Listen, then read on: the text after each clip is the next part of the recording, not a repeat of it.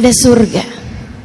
Saya ingat beberapa tahun lalu saya ada berziarah, berkunjung kepada salah satu guru saya, Habibana Zain bin Smith, Madinah. Luas, luar biasa, ibadah luar biasa. Habis selesai baca zikirnya bersama dengan kami, kisah-kisah orang-orang soleh sama anak-anaknya. Ada tamu, beliau akan temuin tamu. Yang diceritakan adalah hal-hal yang berbau ilmu, hal-hal yang bernilai ibadah, hal-hal yang mendekatkan orang pada Allah Subhanahu wa taala, mendoakan orang lain.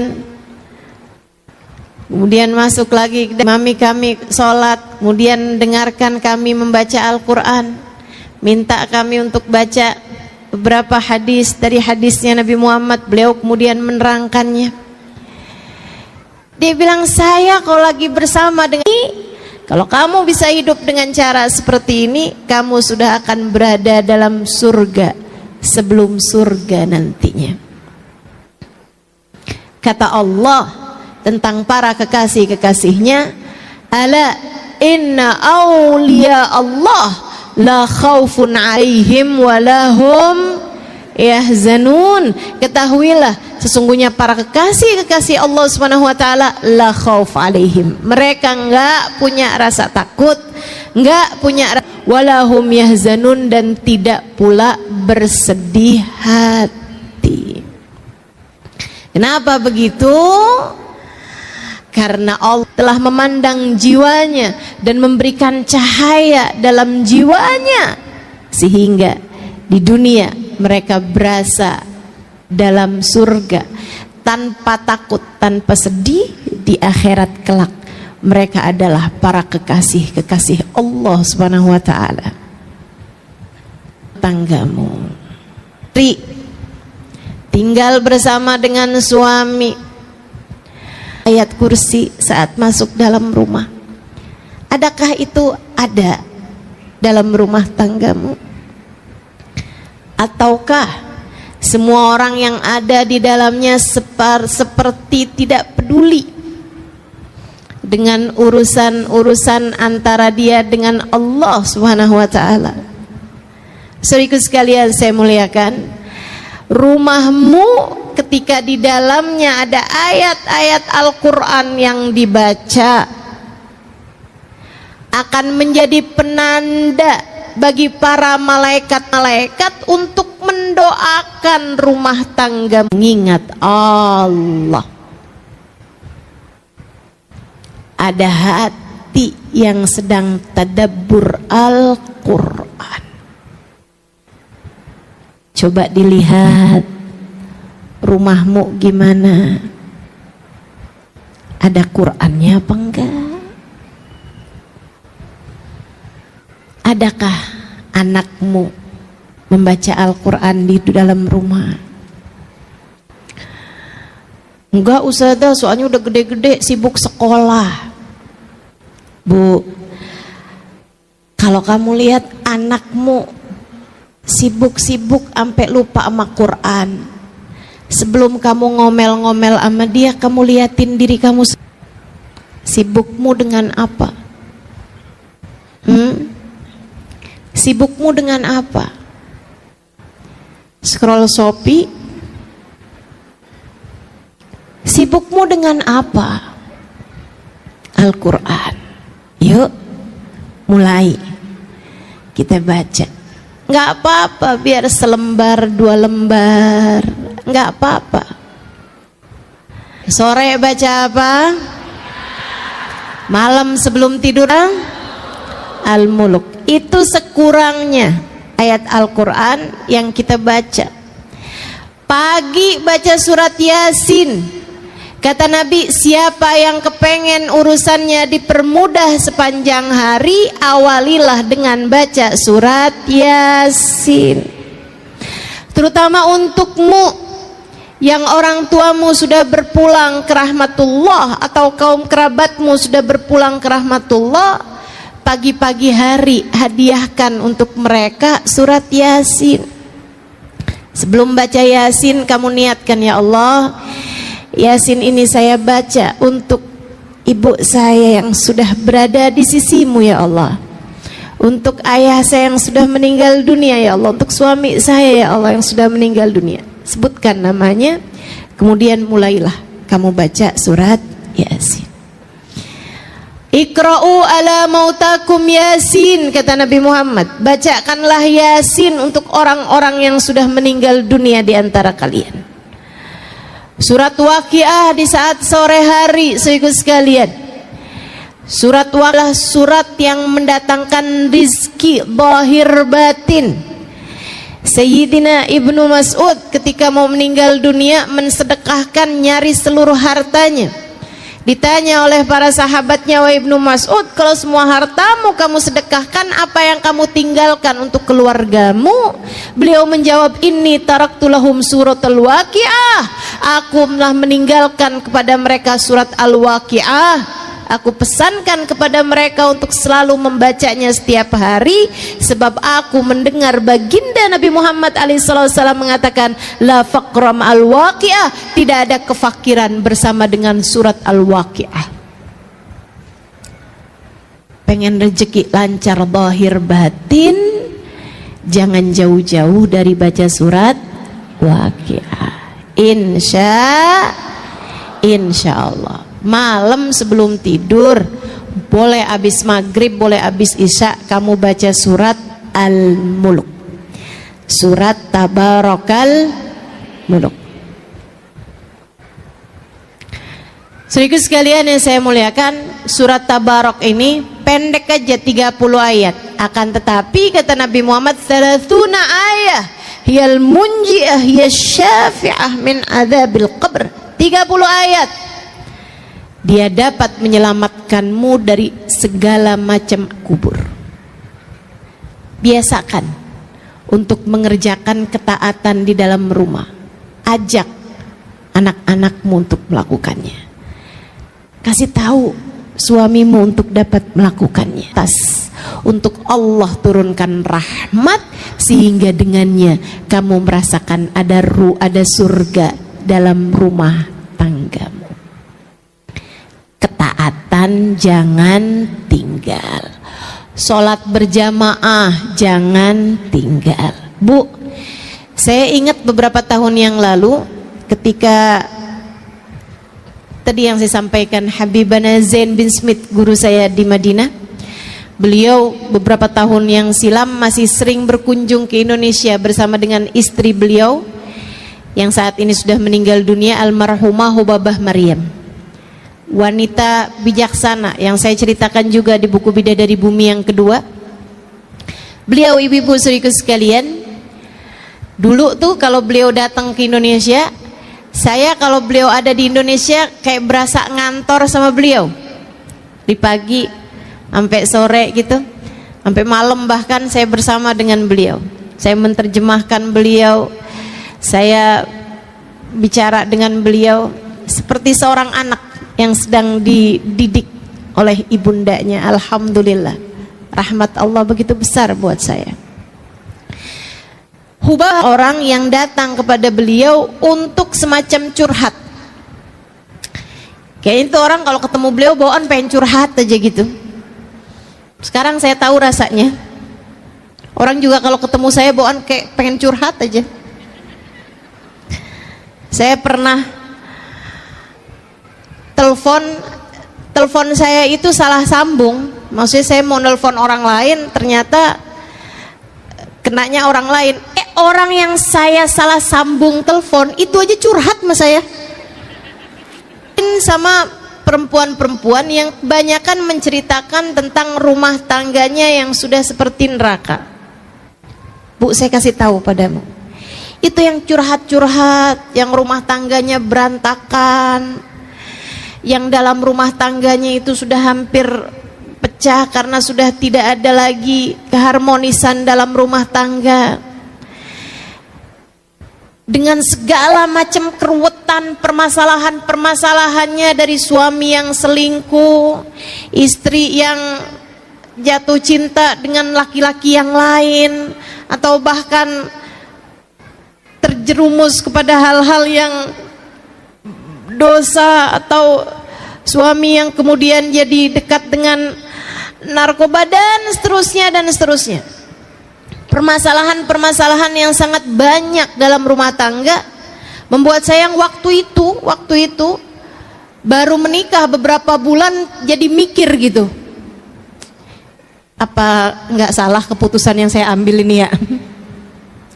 Sehingga sekalian, namun subhanallah, dari setiap kali saya menerjemahkan Hubabah, karena masalahnya mereka curhat pakai bahasa Indonesia, Hubabahnya nggak ngerti bahasa Indonesia. Hubabah jawab pakai bahasa Arab, orang yang dicurhatin kagak ngerti. Jadinya mau nggak mau saya yang harus jadi penterjemahnya gitu. Saya terjemahkan kata per kata, bahkan saya terjemahkan kalimat per kalimat. Tiap Hubabah bisa saya ngomong langsung saya terjemahin, dia ngomong saya terjemahin gitu terus seperti itu.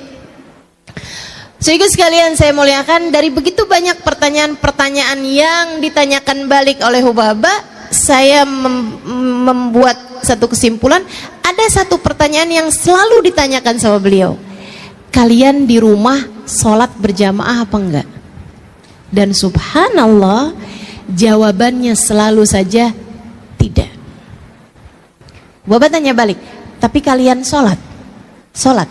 Jadi rupanya yang punya banyak permasalahan dalam rumah tangga adalah orang-orang yang di dalam rumahnya tidak ada sholat berjamaah, ada taat yang ditinggalkan.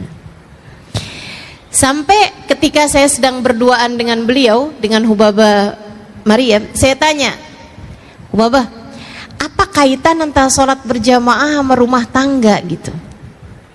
Kenapa setiap orang yang dalam rumah gitu? Kata Hubabah, ya Halimah, ma sami'ti qaul Rasulillah sallallahu alaihi wasallam, kamu nggak pernah dengar nak hadisnya Nabi Muhammad alaihi wasallam, la tusawwuna sufufakum aw la yakhtalifanna qulubakum, hendaklah kalian ratakan saf salat kalian atau akan bercerai-berai hati kalian.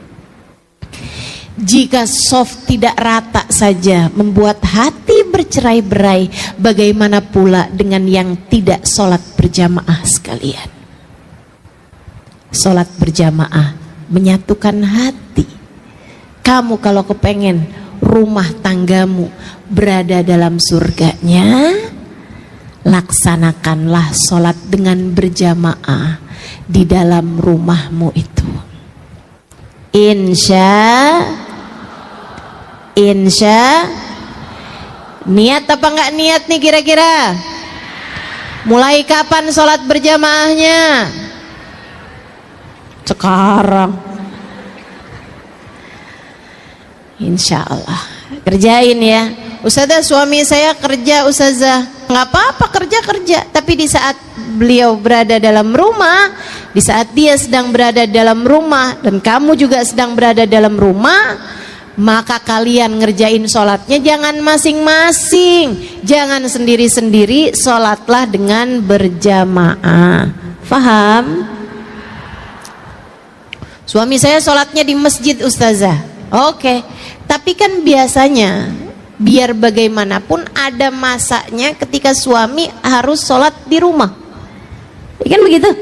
Nah, saat dia sedang mengerjakan sholatnya di rumah, kamu sholatlah dengan berjamaah bersama dengan dia.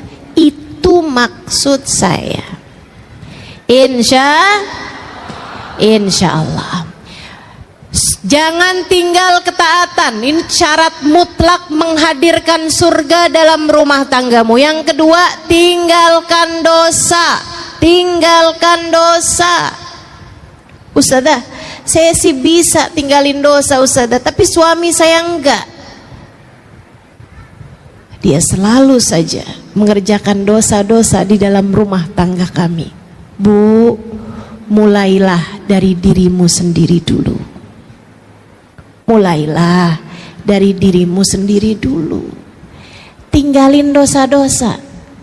Saya enggak ngerjain dosa ustazah. Yakin. Ngomelin suami kamu pikir bukan dosa?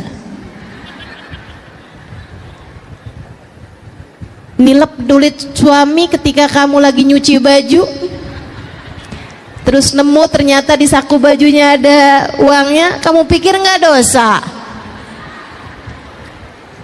Ustazah, emang itu dosa ya? Bukannya rezeki istri soleha? Yuk tinggalin dosa. Bu, saat kamu bohong, kamu pikir itu nggak dosa? Dosa. Al-mu'min la yakdzib, kata Nabi Muhammad. Orang mukmin nggak bohong. Orang mukmin nggak bohong. Orang mukmin nggak bohong. Saya ulang-ulangin ini ibu, orang mukmin nggak bohong. Sengaja saya ulangin terus, orang mukmin nggak bohong. Biar kamu ingat dalam pikiran kamu, orang mukmin nggak bohong. Saat kamu nanti mau berbohong, entah kepada anakmu, entah kepada suamimu, entah kepada siapapun, kamu ingat ucapan saya, orang mukmin nggak bohong. Sebab ucapan saya adalah apa yang telah disampaikan baginda Nabi besar Muhammad sallallahu alaihi wasallam ketika beliau ditanya, wahai Rasulullah, yaznil mu'min, apakah orang mukmin ada yang berzina? Kata Nabi Muhammad, bala wa yatub, iya, ada orang mukmin berzina kemudian dia bertaubat.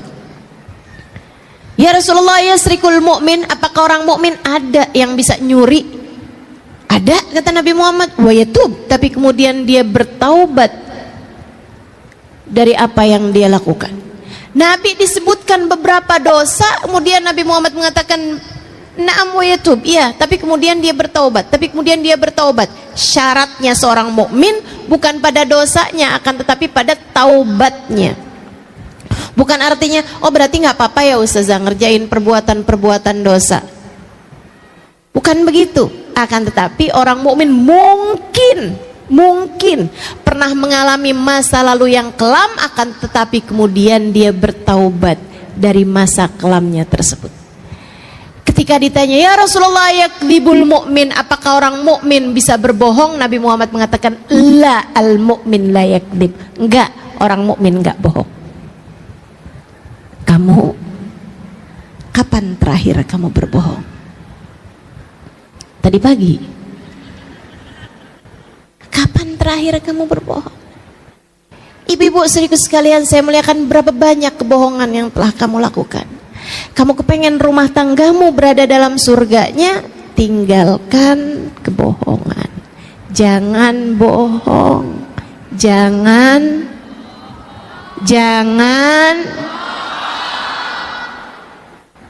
ingetin terus ucapan saya ini. Jangan bohong.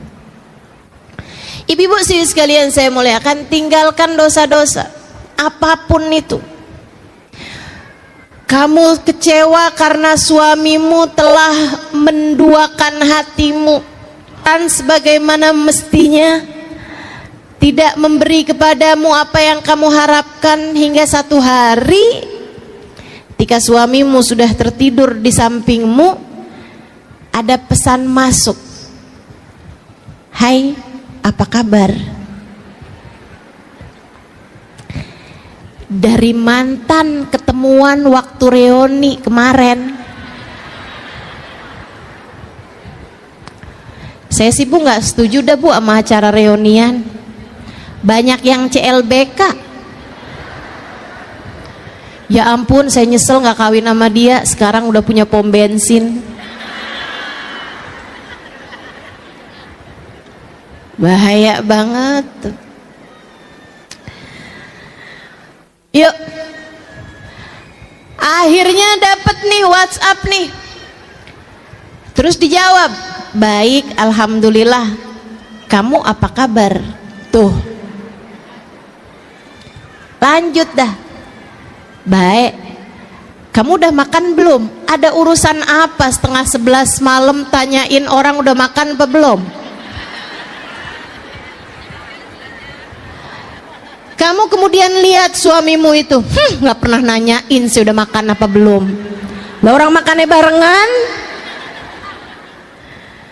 Saudaraku sekalian yang saya muliakan, kemudian berlanjutlah apa yang kamu sebut diawali dengan khianat hati, selingkuh batin. Teman-teman saudariku sekalian yang saya muliakan, ini adalah pintu pembuka untuk sebuah dosa besar bernama zina. Dari saling sapa, kemudian ketemuan, kemudian entah apa yang akan kamu kerjakan. Kamu gak pernah tahu, setan itu sudah profesional mengganggu hamba-hambanya. Jangan pernah buka pintu untuk masuknya setan di dalam urusan rumah tanggamu. Jangan. Bisa jadi laki-laki lain lebih ganteng, lebih perhatian, lebih baik, lebih soleh, tapi dia bukan suamimu. Kunci surgamu tidak berada jalan surga ketika kamu taat baik padanya, jalan neraka ketika kamu menghina dia, ketika kamu tidak memperlakukan dia dengan semestinya. Jangan terbiasa mengerjakan dosa dalam rumah tanggamu. Angkat dah dosa-dosa, tinggalkan dosa. Pasti akan lebih damai, pasti akan lebih harmonis, pasti akan banyak turun rahmatnya Allah Subhanahu wa ta'ala kepada rumah tanggamu. Yang ketiga, teman-teman sekalian, yang pertama tadi apa? Jangan tinggal taat. Yang kedua apa? Berada di dalam surganya dalam rumah tanggamu. Apa kaitannya Ustazah? Apa kaitannya? Ini saya ceritain. Apa kaitannya? Saya punya teman, dia seorang daiyah, seorang ustazah di Australia. Teman saya kan banyak, Bu, jangan ngiri. Seorang daiyah di Australia. Satu waktu saat kedatangannya di Indonesia, dia cerita. Namanya Ustazah Ummu Abdurrahman. Dia cerita bahwa dia itu berdakwah di Australia dan ada banyak di antara orang-orang yang mulai masuk dalam agama Islam, sehingga dia banyak mentalkin orang-orang. Sering banget datang ke rumah dia, duduk di ruang tamunya. Bahkan di saat dia lagi nggak ada dalam rumah.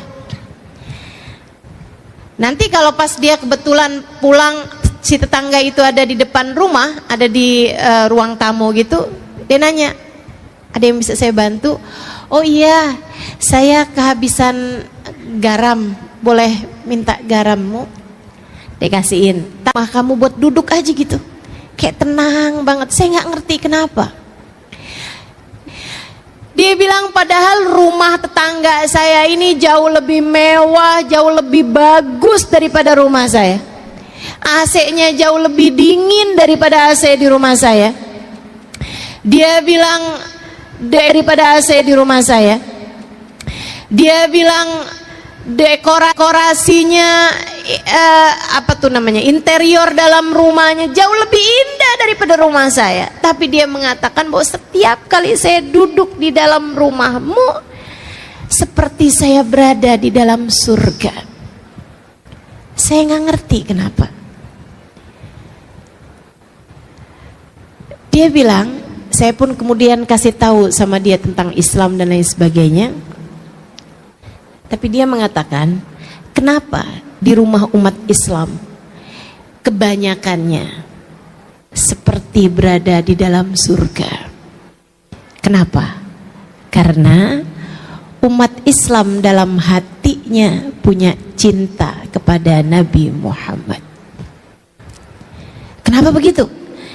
Kenapa kalau orang dalam hatinya punya cinta kepada Nabi Muhammad, kenapa bikin hati orang jadi adem bahkan ketika berada di dalam rumahnya? Karena Nabi Muhammad, Allah mengatakan tentangnya, a'udzubillahi minasyaitonirrajim, wa ma arsalnaka illa rahmatan lil alamin. Dan tidaklah kami utus engkau wahai Nabi Muhammad melainkan sebagai bentuk kasih sayang kami, rahmat kami di atas muka bumi ini.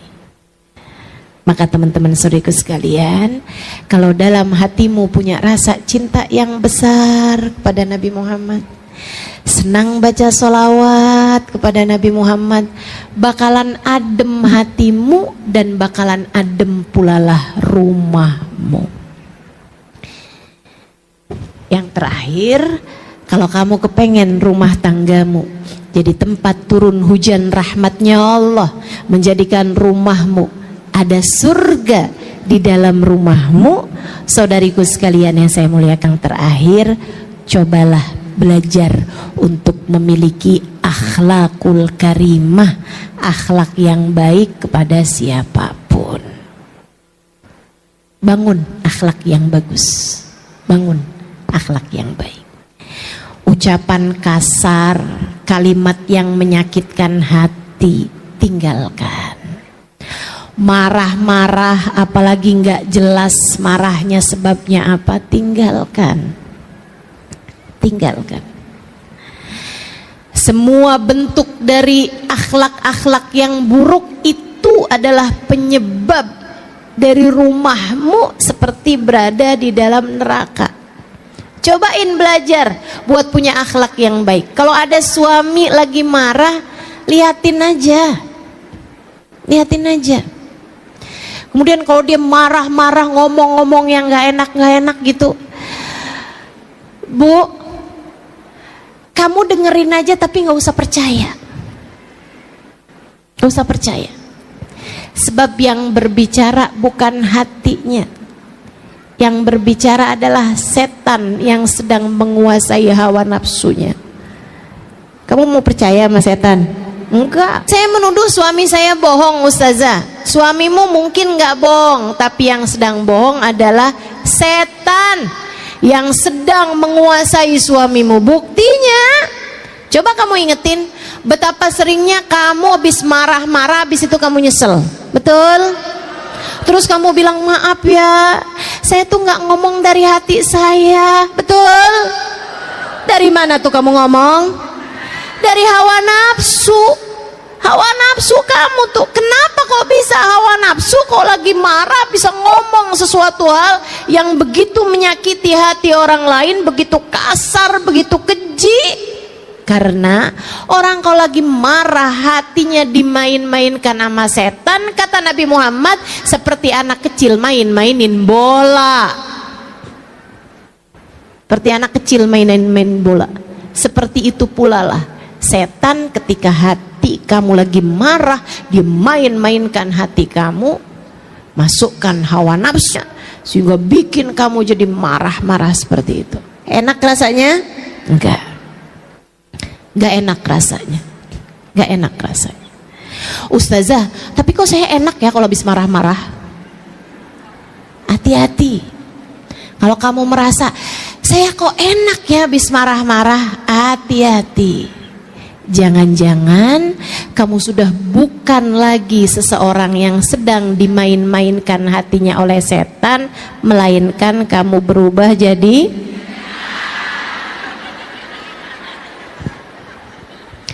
yang seneng kalau lagi marah-marah itu setan, Bu, bukan manusia.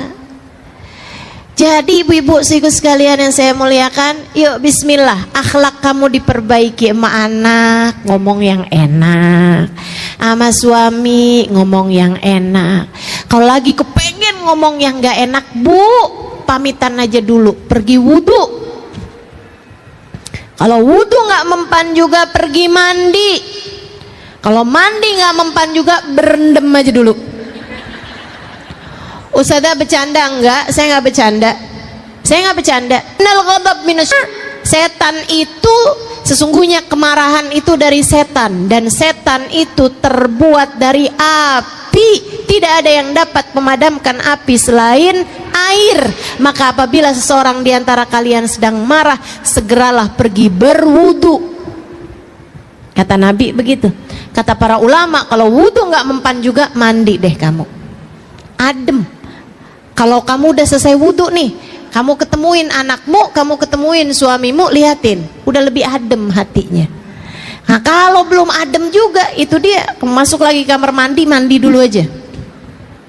Tar tanyain sama suaminya, kamu katanya mau ngomong apaan? Tar, Mama katanya mau bicara sama saya. Mama mau ngomong apaan? Tar nak. Mamanya lagi berendam. Masya Allah. Yuk teman-teman saudaraku sekalian yang saya muliakan, belajar buat punya hati yang damai, akhlak yang karimah, berakhlak dengan akhlak yang baik. Kok saya susah banget ya Ustazah punya akhlak yang baik? Bu, kembali ke poin yang ketiga, deketi Nabi Muhammad. Kalau kamu berasa akhlak saya kok berantakan sekali, perlakuan saya sama orang kok bawaan pen marah-marah mulu, kesel mulu, sedih mulu gitu. Ibu-ibu sekalian saya muliakan, cobain buat lebih dekat sama Nabi Muhammad, banyakin baca sholawat. Fama min khuluqin fil bariyati mahmud illa wa huwa mutalaqan an zainil wujud. Tidak ada satu sifat terpuji di atas muka bumi ini melainkan semuanya bersumber dari Nabi besar Muhammad sallallahu alaihi wasallam. Lihatin, kalau kamu tambah dekat sama Nabi Muhammad, tambah cinta sama Nabi Muhammad, tambah sering baca sholawat sama Nabi Muhammad, tambah adem hatimu, tambah banyak rahmat yang turun pada hatimu, nanti lama-lama hatimu jadi semakin lembut sehingga akhlakmu jadi semakin mulia, insya. Keempat hal itu, kerjakan ketaatan, tinggalkan dosa-dosa di dalam rumah tanggamu. Kemudian yang ketiga, deketi baginda Nabi besar Muhammad sallallahu alaihi wasallam. Dengarkan lebih banyak kisah tentang Nabi Muhammad, dengarkan, hadiri majelis-majelis yang menjadikanmu lebih berasa dekat dengan Nabi Muhammad. Kemudian yang keempatnya, milikilah akhlak yang terpuji. Keempat hal tersebut jika ada di dalam rumah tanggamu akan menjadi surga sebelum surga nantinya. Allah akan turunkan rasa cinta antara suami sama istri, rasa cinta antara orang tua sama anak, rasa cinta antara saudara sama saudaranya, rasa cinta antara teman sama temennya, sahabat-sahabatnya, rasa saling cinta antara tetangga sama tetangganya, rasa saling hormat antara orang-orang di sekelilingnya. Semuanya menjadi sebuah kesatuan hati, menjadi hati yang saling terpaut satu sama lain, tempat turun hujan rahmat Allah SWT di atas muka bumi ini, insya Allah. Semoga rumahmu menjadi rumah tempat turun hujan rahmat Allah di atas muka bumi ini. Ala hadhihi niyah wa bikulli niyatin salihah jami'ah syamilah ila hadratin Nabi Muhammad sallallahu alaihi wa ala alihi wasallam. Al-Fatihah. Bismillahirrahmanirrahim. Alhamdulillahirabbil alamin. Siratal ladzina an'amta 'alaihim ghairil maghdubi 'alaihim waladdallin. Amin. Allahumma bihaqqil Fatihah, birmatil Fatihah, barakatil Fatihah, taftah lana abwabal khair, tu'amilana muamalat ahlal khair, takfina min jamil fitan wal mihun bu'us wa dhair. Innaka wali kulli khair, mutafaddil bi kulli khair bi rahmatika ya arhamar rahimin. Allahumma inna nas'aluka ziyadatan fid din, barakatan fil umur, wa sihhatan fil jasad, wa sa'atan fil rizqi, wa taubatan qabla al maut, wa syahadatan 'inda al maut, maghfiratan ba'da al maut, wa afan indal hisab, wa amanan minal adhab, wa nasiban minal jannah, wa rizqna an-nadhar ila wajhikal karim. Afina min balaik, wa uzi'na syukrana maik, wa dikna bardafik, wa halawata munajatik. Allahumma ij'al jam'ana hadha jam'an marhuma, wa tafarruqana min ba'dihi tafarruqan ma'suma, wa la taj'alillahumma lana wala fina wala ma'ana syaqiyan wala matrudan wala mahruma birahmatika ya arhamar rahimin, bijudika ajwadal ajwadin, innahu waliyu dzalika wal qadir alaih, wa anallahu yaqdi lana jami'al hajat. Silakan sebutkan hajat masing-masing.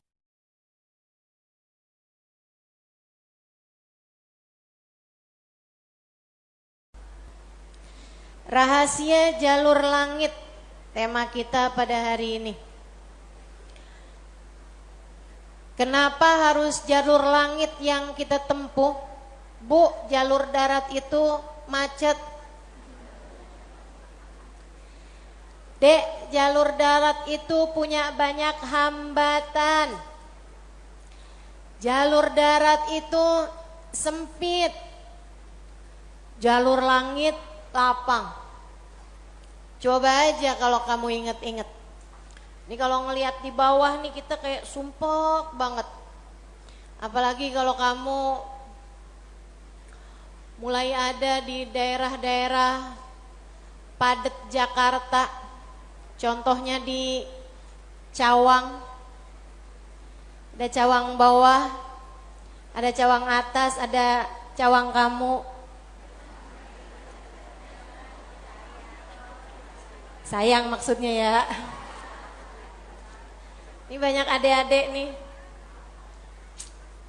Cawang aku nggak, Dek?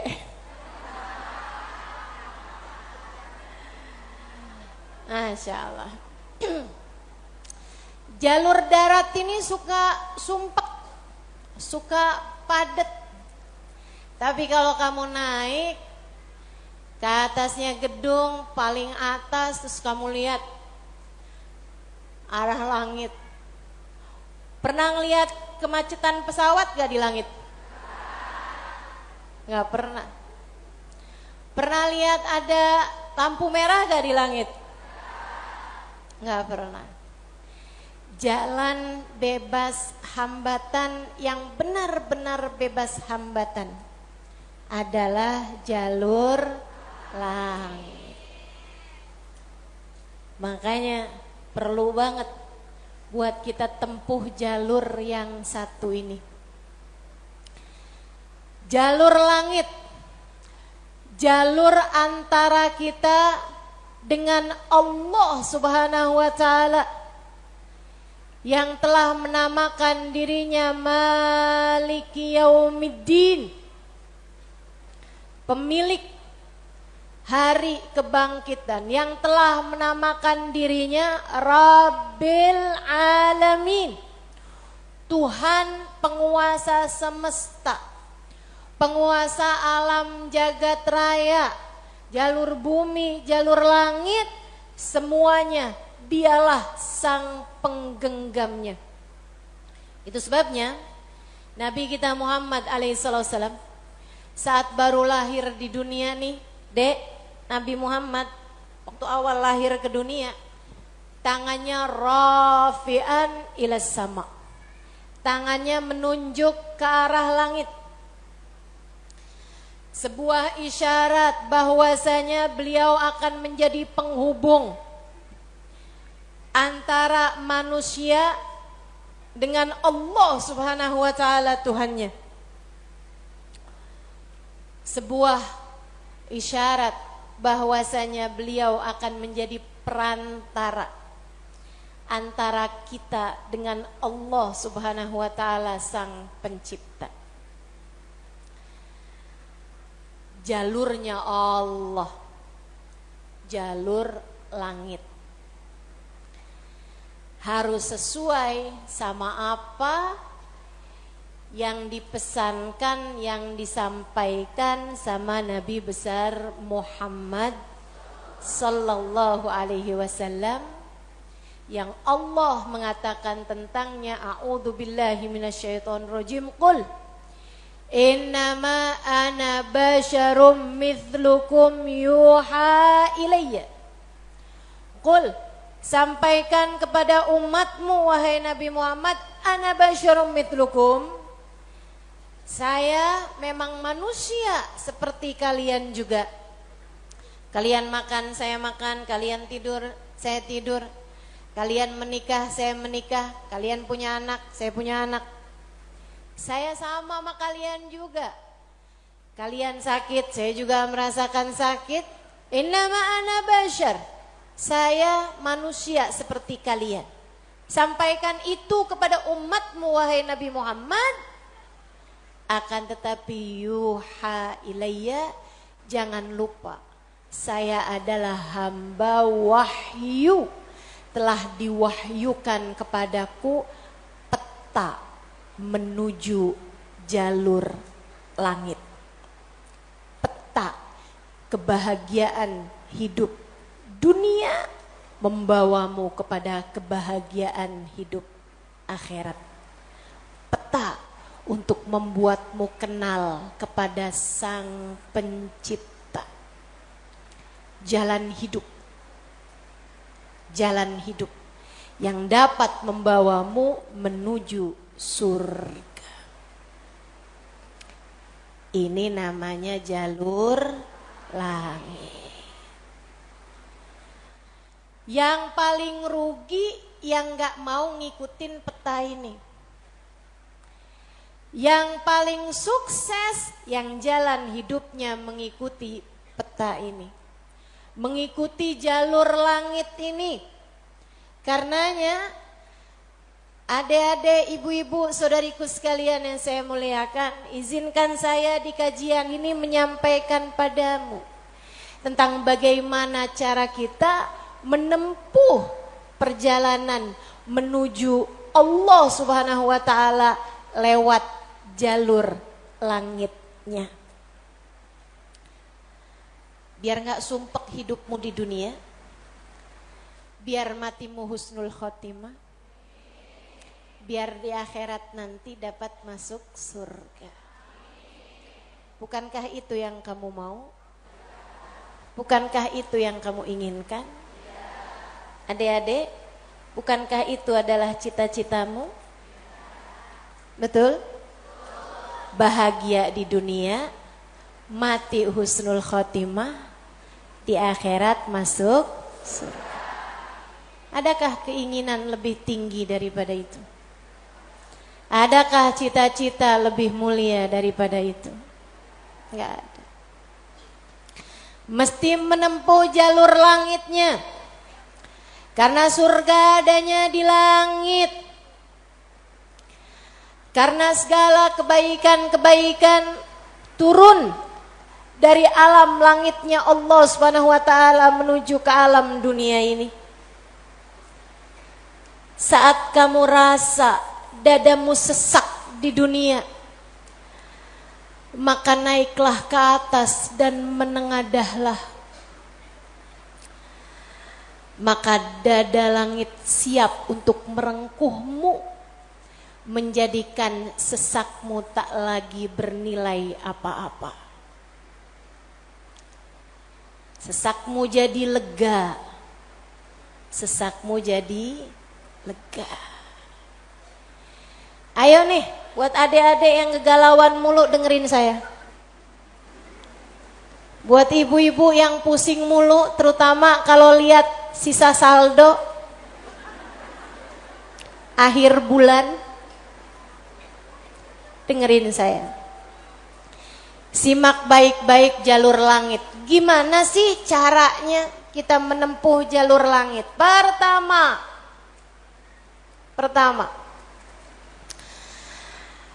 apa aja jalur langit yang bisa kita tempuh? Pertama, sholat. Itu adalah jalur langit yang jangan sampai pernah kamu tinggalkan. Sayyidina Muhammad Al-Bagir berkata kepada putranya Sayyidina Ja'far As-Sadiq, "Ya bunai, ittasil billah." Wahai anakku, senantiasalah terkoneksi dengan Allah. Senantiasalah tempuh jalur langit menyampaikanmu kepada Allah Subhanahu wa taala. Seringlah terkoneksi sama Allah. Anaknya bertanya, "Kaifa attasil bih ya walidi?" Bagaimana caraku untuk selalu terkoneksi dengan Allah? Bagaimana caraku berkomunikasi sama Allah? Bagaimana caraku menempuh jalur langit? Ayahandanya berkata, kalau kamu ingin kamu berbicara dengan Allah, sholatlah.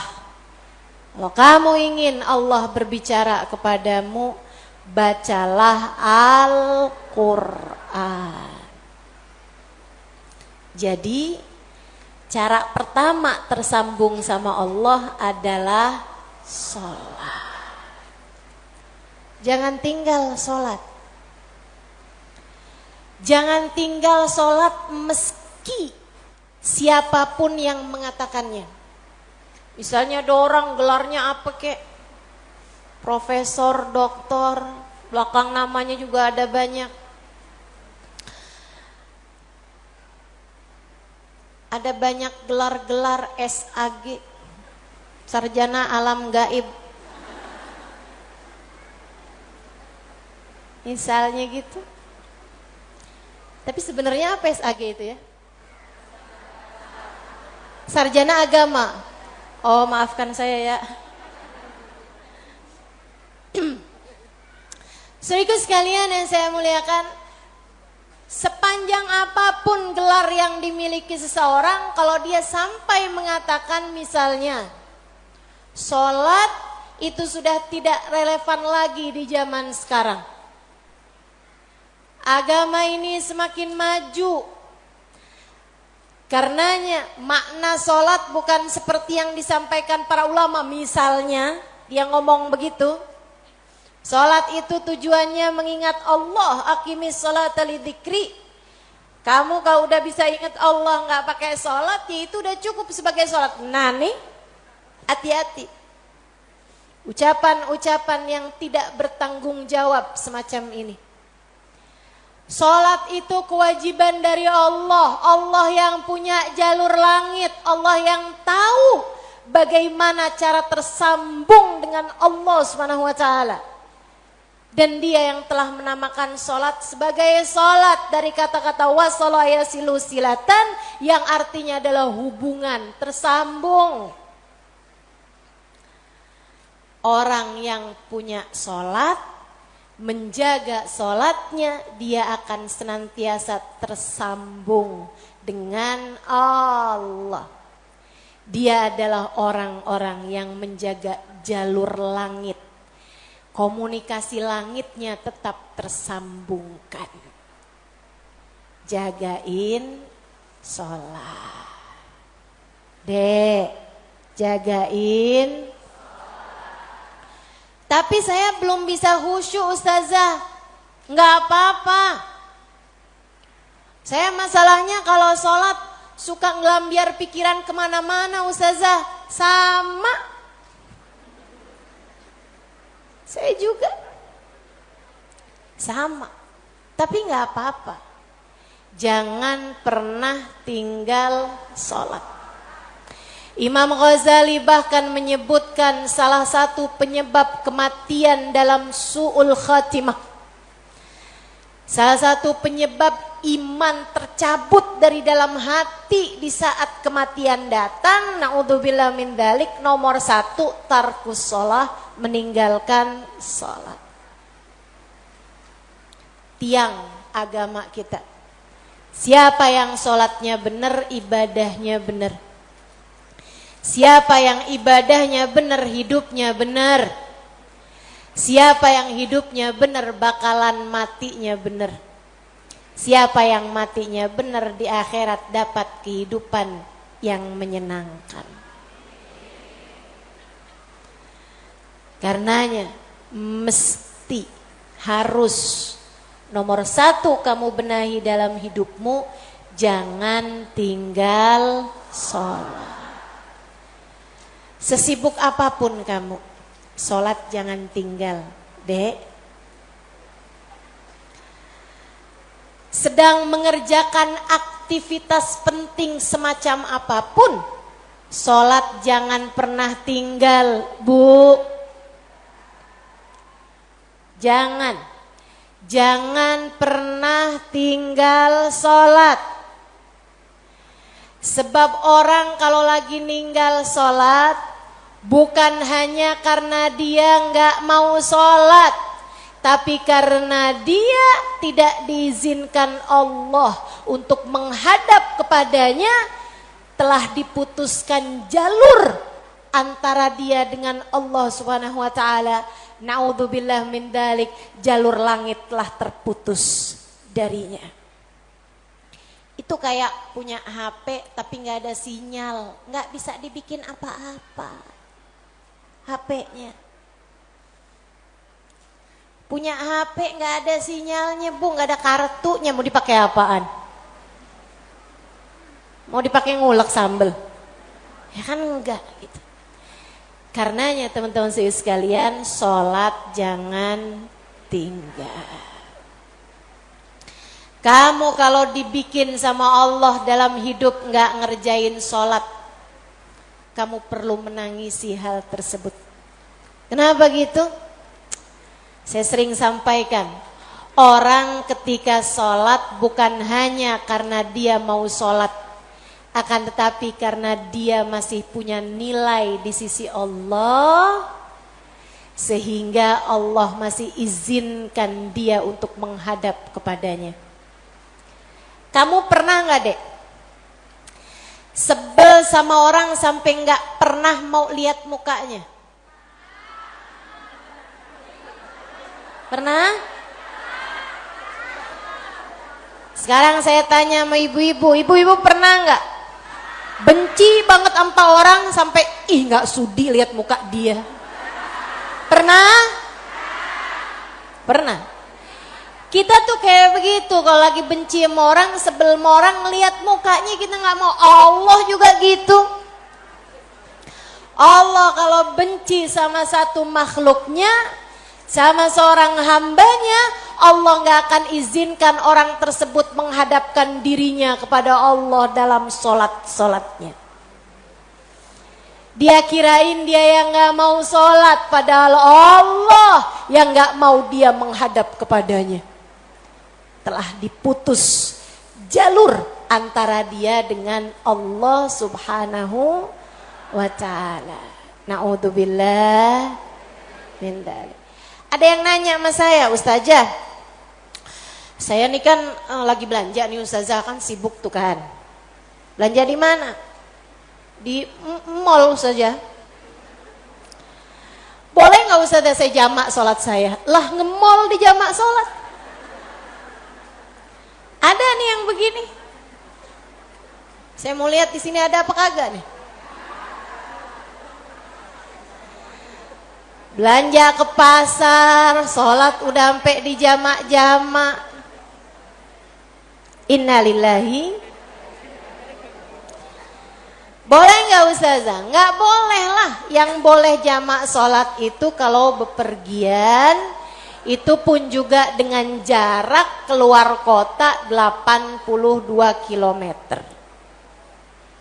Tapi kalau kurang dari itu, nggak boleh mengerjakan jamak sholat. Katanya Nabi Muhammad, man jama'as shalah bi ghairi udrin faqad atababan min abwabil kabair.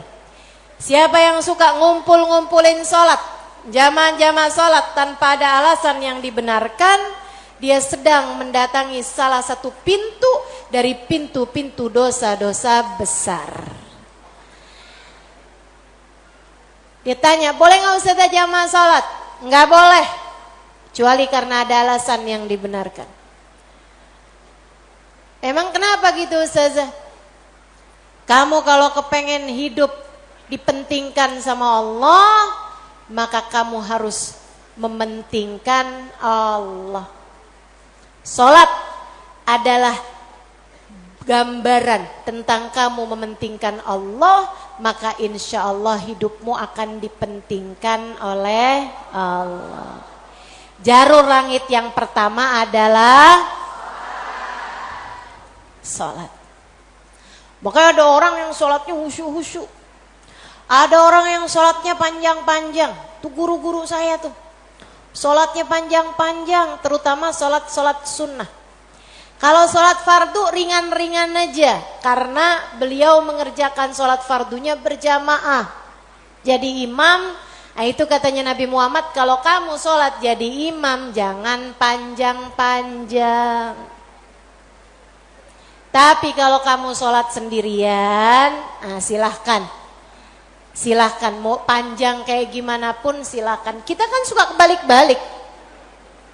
Kalau sholat jadi imam, Bismillahirrahmanirrahim, jadi imam.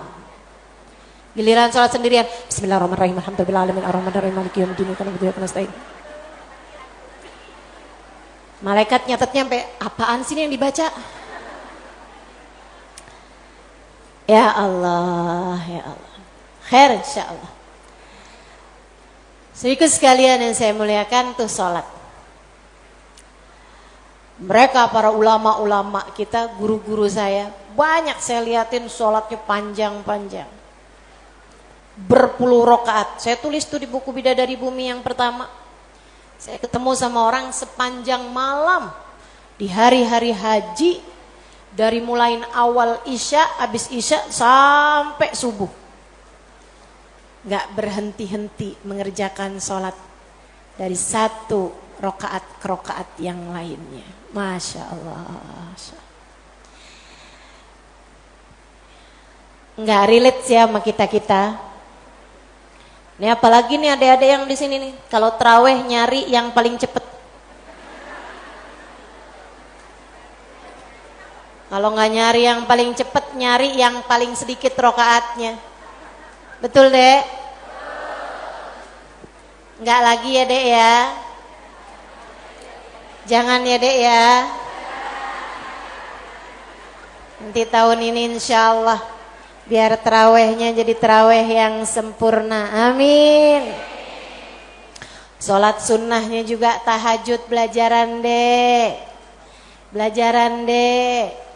Orang yang dari mulai muda-muda kayak kamu gini nih, udah bangun di waktu malam. Di saat orang-orang tidur dia terbangun di jam 3:30 pagi. Jam 4 pagi dia mengerjakan sholatnya beberapa rakaat, kemudian mengangkat tangannya, punya jalur langit yang sangat bersinar. Saya bisa jaminkan masa depanmu jika bahkan sejak di umur-umur masa muda semacam ini kamu sudah menjadi hamba-hamba Allah yang keren luar biasa. Jalur langit yang begitu indahnya. Insya. Jalur langit yang kedua, doa. Kamu pengen punya jalur langit yang indah?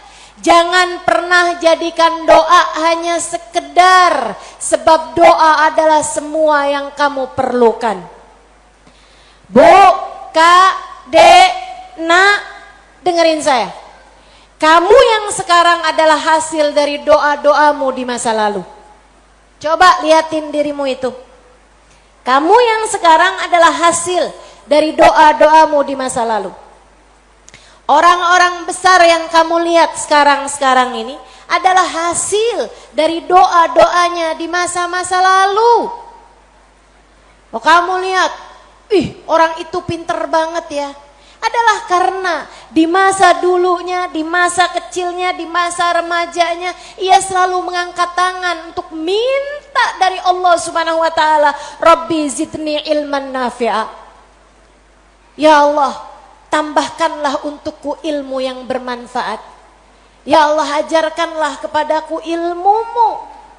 Ia selalu minta kepada Allah Subhanahu wa taala ilmu, sehingga Allah pun memberi kepadanya ilmu. Siapapun yang kamu kenal, orang-orang hebat-hebat yang ada di sekitarmu, itu adalah hasil dari doa-doanya di masa-masa lalu. Tinggal kamu lihat dirimu itu. Kamu pengen jadi kayak gimana? Tempuhlah jalur langit dengan perbanyaklah berdoa. Dan itu bukan hanya urusan dunia, urusan akhirat lebih jelas lagi. Sampai saya pernah dengar satu cerita, ada 2 orang. Ibadahnya di dunia sama, ibaratnya nilai rapotnya nih sama persis. Nilai rapotnya sama persis waktu hidup di dunia. Dua-duanya sama-sama soleh, dua-duanya sama-sama baik. Akan tapi yang satu dimasukkan ke dalam surga yang bawah, yang satu dinaikkan ke surga Firdausul A'la yang paling tinggi. Yang dinaikkan di surga yang bawahnya, dia protes, ya Rob, dia nilainya sama loh sama saya. Kenapa kok dia dikasih surga yang paling atas sementara saya di surga yang bawahnya? Walaupun surga tuh biar kata di emperan enak. Tapi ya masa kamu mau minta surga yang emperan? Sehingga sekalian, hadir majelis saja di emperan gak enak, apalagi di surga. Dia tanya sama Allah, ya Allah, kenapa kami berdua nilainya sama, tapi dia dinaikkan di surga Firdaus yang paling tinggi, sementara saya tidak. Kata Allah, karena dia memintanya sewaktu hidup di dunia, dan kamu tidak pernah memintanya kepadaku. Itu sebabnya Nabi Muhammad mengatakan, idza sa'altumul jannah fas'alu al-firdausal a'la. Kalau kalian lagi minta surga, jangan tanggung-tanggung, mintalah surga Firdaus yang paling tinggi. Gitu. Doa deh, doa. Jangan ditinggal. Doa. Doa. Perlu banget. Kamu harus sering-sering doa. Ustadzah, doa yang paling bagus apa? Lah doa itu urusan minta kok. Maka mintalah sesuai dengan apa yang kamu mau. Saya punya cerita indah yang diceritakan oleh salah satu guru saya beberapa bulan yang lalu ketika kedatangan beliau ke Indonesia, namanya Hubabah Syarifah binti Habib Muhammad bin Abdul Al-Haddar. Beliau datang dari Sewun, Hadramaut, Yaman. Saya menjadi penterjemah beliau kala itu, jadi saya ingat betul kisahnya. Salah satu dari kisah yang beliau ceritakan, kata beliau, ada seorang ibu-ibu datang kepada ayahanda saya. Ayahandanya seorang ulama terkemuka, namanya Habib Muhammad bin Abdul Al-Haddar, guru dari guru saya, guru dari guru-guru saya, sekaligus ayah dari guru-guru saya. Ayahandanya Hubabah Syarifah, ayahandanya Hubabah Nur, ayahanda Hubabah Maryam. Habib Muhammad bin Abdullah Al-Haddar, pemilik Ribat Bayda di kota Bayda, Yaman sana itu. Sehingga sekalian, beliau seorang pendakwah, seorang yang mustajabud dakwah, yang doanya mustajab. Satu waktu ada seorang ibu datang dalam keadaan menangis terisak-isak kepada ayahandanya di saat Hubabah Syarifah sedang ada di sisi ayahandanya. Ibu tersebut bilang, Habib, tolong doakan anak saya, Bib. Anak saya bandel sekali, Bib. Saya susah banget. Ajakin dia sholat susah, ajakin dia kerjain kebaikan susah. Anaknya bandel, gak mau denger apa kata saya. Tolong saya, Bib, doakan anak saya, apa yang harus saya lakukan. Beliau kemudian berkata, Bu, ibu kepengen anak ibu jadi anak yang soleh. Iya, Bib, pengen banget Bib.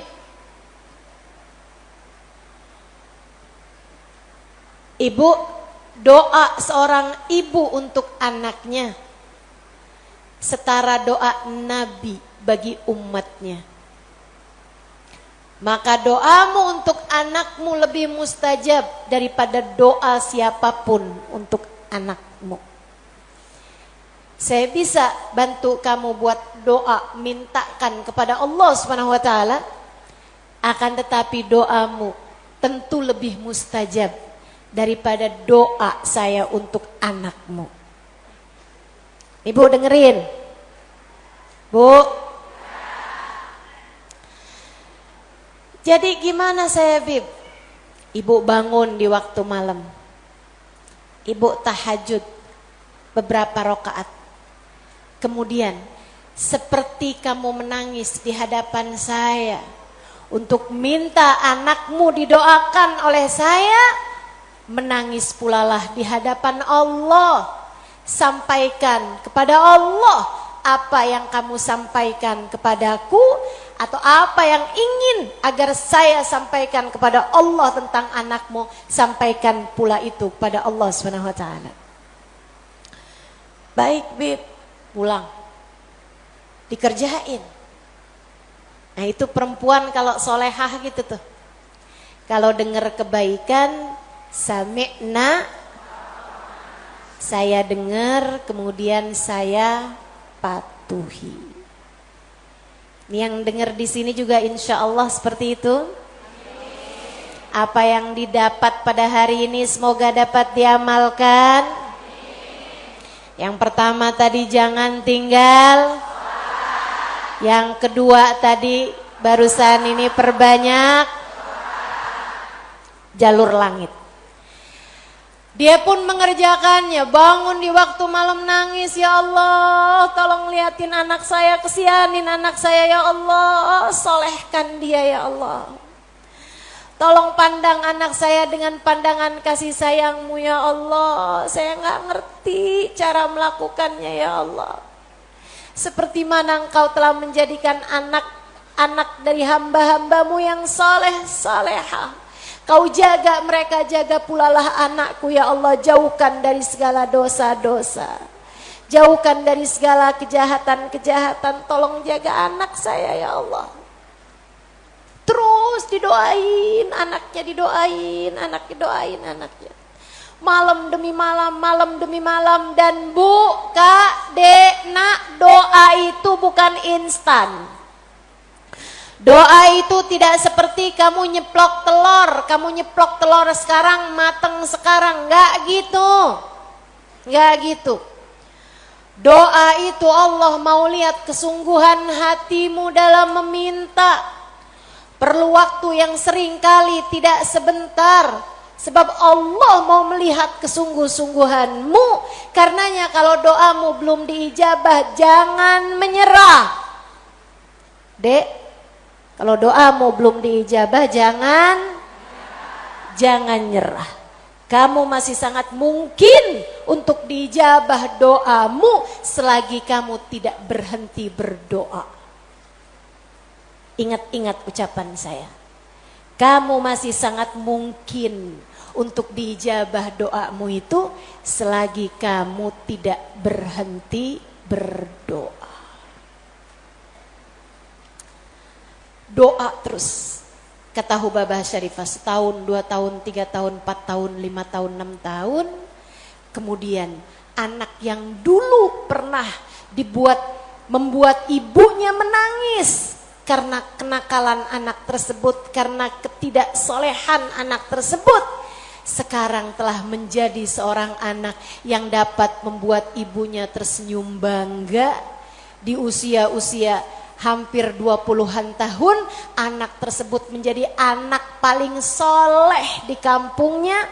Hafal Al-Quran 30 juz dengan 7 bacaannya, qiraatus sab'ah.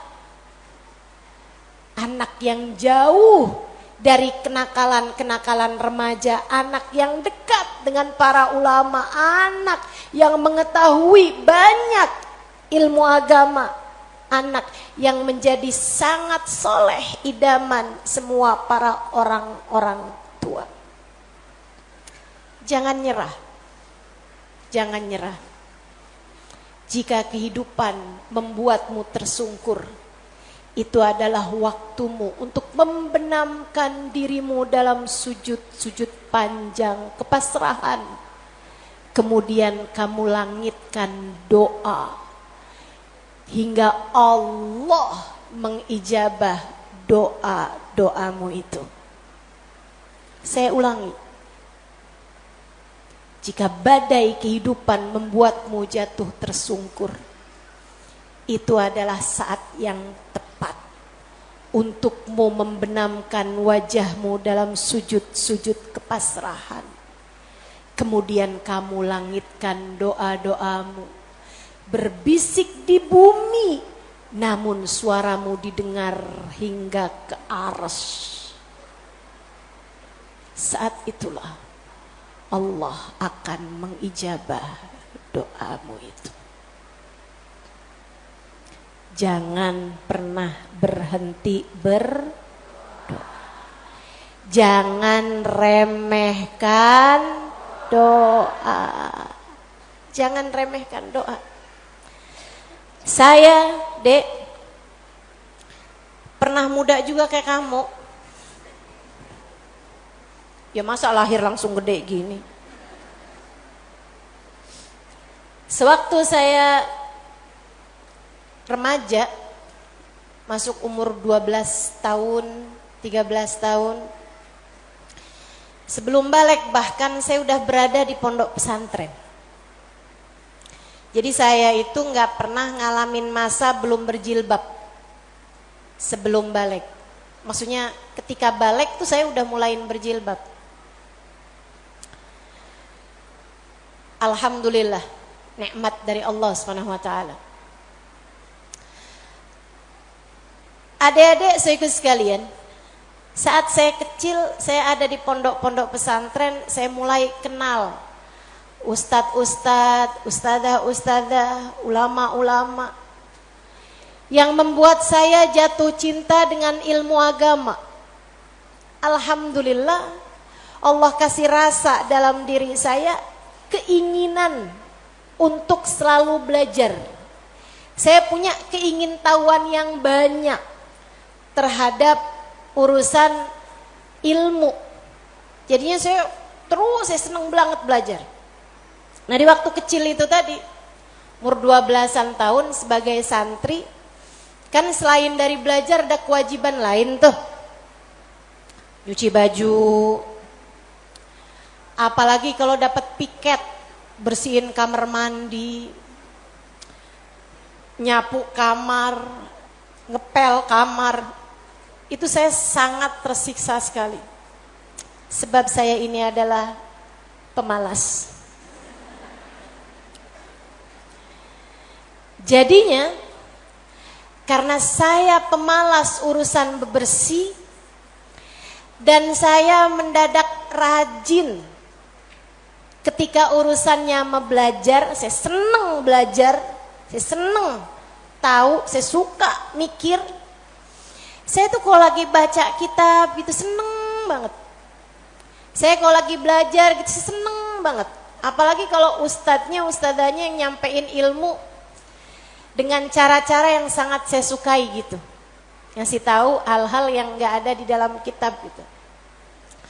Saya bisa melongo, dengerin, seneng banget. Jadinya di masa-masa kecil, itu kalau saya lagi dengerin kajian, kalau saya lagi baca kitab, saya suka doa. Ya Allah, jangan pernah pisahkan saya dari ilmu. Ya Allah, jangan pernah jauhkan saya dari kitab pengetahuan yang mendekatkan saya padamu. Umur 12 tahun, 13 tahun, doa saya semacam itu. Ayo nih adik-adik yang umur 16 tahun, ya Allah kenapa kok saya nggak pernah ada yang nembak ya?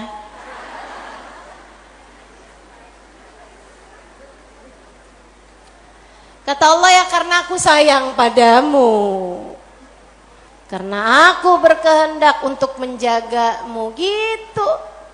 Ini malah dipertanyakan, saya kurang cakep apa ya? Kok nggak ada yang naksir sama saya gitu? Siapa kek, tukang kebun, satpam sekolah? Jangan ya dek, jangan. Kalau kakak kelas boleh ustazah, jangan juga. Jangan pacaran. Adik-adik saudaraku sekalian, sebaliknya ketika saya mulain, kalau saya lagi nyapu, saya lagi nyuci baju, apalagi kalau saya udah mulain harus nyikat kamar mandi, rasanya saya keberatan sekali. Saya sambilan nyikat kamar mandi sambil doa, ya Allah yang beginian saya nggak usah dikasih dong. Ya Allah selamatkan saya dari hal-hal yang semacam ini. Alhamdulillah, alhamdulillah. Saya habisnya itu juga mondok-mondok pesantren, tapi bisa dihitung dengan jari waktunya di mana saya harus nyuci baju, di mana saya harus ngepel, di mana harus nyapu gitu. Kayak alhamdulillah, saya punya banyak orang-orang yang mau mengerjakannya buat saya. Alhamdulillah. Allah bakal kasih. Kata Allah Subhanahu wa taala, ud'uni astajib lakum, mintalah kepadaku nih saya akan aku ijabah. Minta doa, jangan berhenti berdoa. Ayo adik-adik, kamu punya panjang masa depan insyaallah. Umurmu mudah-mudahan masih tersisa panjang insyaallah. Jangan sesali dengan di masa tua kamu enggak dikasih hal-hal besar dalam kehidupan karena kamu tidak pernah memintanya kepada Allah. Minta, ya Allah, pandanglah aku dengan pandangan kasih sayang-Mu. Ya Allah, seperti mana Engkau menjaga hamba-hamba-Mu yang soleh-solehah, tolong jaga saya juga ya Allah. Dek, minta sama Allah. Saya serius berkata padamu, dengarkan saya. Saya menyampaikan nasihat sebagai orang tua kepadamu.